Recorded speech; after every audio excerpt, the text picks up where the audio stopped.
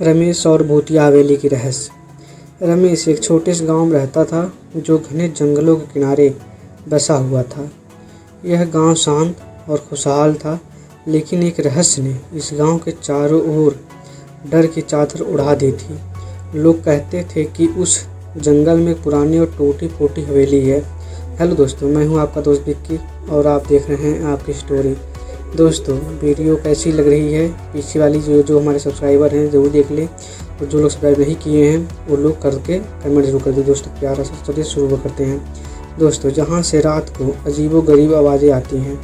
कई लोग कह चुके थे कि उन्होंने उस हवेली के आसपास सफ़ेद साया देखा है, लेकिन कोई भी उस हवेली के अंदर जाने की हिम्मत नहीं करता था। रमेश का दिल मजबूत था और वह किसी भी अफवाह से डरता नहीं था। उसने कई बार अपने दोस्तों से सुना था कि अगर कोई उस हवेली में जाकर लौट आता है तो वह सच्चा बहादुर कहलाएगा। रमेश ने एक दिन तय किया कि वह इस रहस्य का पर्दाफाश करेगा। उसने अपने दोस्तों को बताया, लेकिन सब ने मना कर दिया। तुम पागल हो गए हो, वहाँ कोई भूत प्रेत हैं, हम वहाँ नहीं जाएंगे, दोस्तों ने कहा। रमेश ने उनकी बातें अनसुनी कर दी। एक रात जब पूरा गांव सो रहा था, रमेश ने अपनी टार्च और एक लाठी लेकर जंगल के कदम बढ़ाए। रात घना अंधकार फैलाए हुए थी और पेड़ों की छाया से अजीब सी आवाज़ें आ रही थी। हवाओं के बीच से छन कर आने वाली है आहट रमेश के कानों में एक भयानक संगीत की तरह गूंज रही थी, लेकिन उसका इरादा अड़िग था। जंगल में चलते चलते रमेश को दूर से वह पुरानी हवेली दिखाई दी। चांदनी रात में हवेली के टूटे फूटे कंगूरे एक भयानक दृश्य प्रस्तुत कर रहे थे।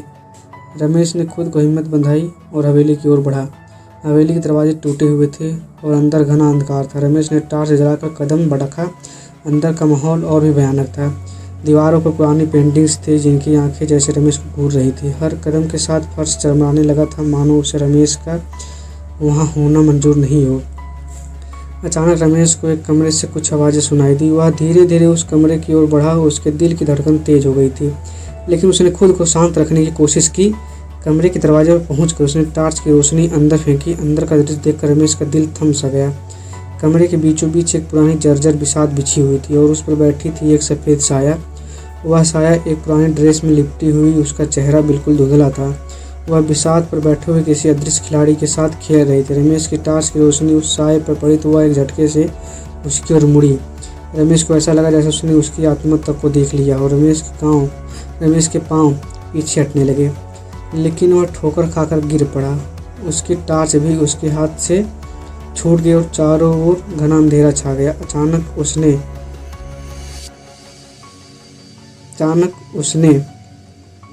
उसे अपने चारों कई कदमों की आवाज़ सुनाई देने लगी, जैसे कई लोग उसकी ओर बढ़ रहे हो। उसके शरीर में ठंडक फैल गई और वह घबराकर जमीन पर बैठ गया। अंधेरे में उसे कुछ नज़र नहीं आ रहा था। वह महसूस कर सकता था कि कोई उसके बहुत करीब आ गया है। तभी एक ठंडी सांस उसके चेहरे पर महसूस हुई। वह साया बिल्कुल करीब था। रमेश ने अपनी आंखें बंद कर ली और मन ही मन प्रार्थना करने लगा, मुझे छोड़ दो, मैं यहाँ गलती से आ गया हूँ, उसने कांपते हुए कहा। लेकिन कोई जवाब नहीं आया। उसकी सांसें भारी हो रही थी और वह वहाँ से भागने की कोशिश करने लगा, लेकिन उसके पैर जमीन से चिपक गए थे। फिर अचानक से सब कुछ शांत हो गया। रमेश ने धीरे धीरे अपनी आंखें खोली। वह सफ़ेद साया वहाँ नहीं थी, लेकिन अब बिसात उसके सामने थी और रमेश उस बिसात पर बैठा हुआ था। उसके सामने वही अदृश्य खिलाड़ी बैठा था। रमेश ने देखा कि उसके हाथ अपने आप उस बिसात के मोहरों की ओर बढ़ रहे थे, मानो किसी अदृश्य शक्ति ने उसे पकड़ रखा हो और वह उसकी मर्जी के खिलाफ उस खेल में उलझता जा रहा था। वहाँ से निकलने की सारी उम्मीदें खत्म हो चुकी थी।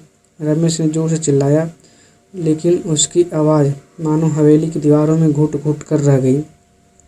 वह जान चुका था कि वह अब इस बिसात का एक हिस्सा बन चुका है। उसकी ज़िंदगी अब उस दृश्य खिलाड़ी के हाथों की मोहर बन चुकी थी। वह वहाँ से कभी बाहर नहीं आ सकता।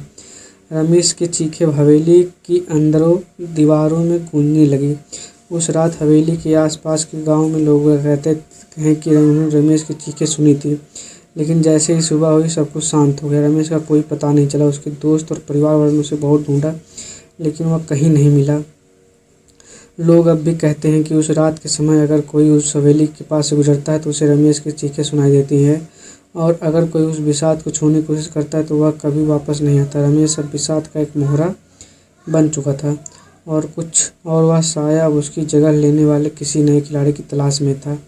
दोस्तों, कहानी कैसी लगी कमेंट करके जरूर बता दीजिए। चलिए मिलते हैं नेक्स्ट वीडियो में।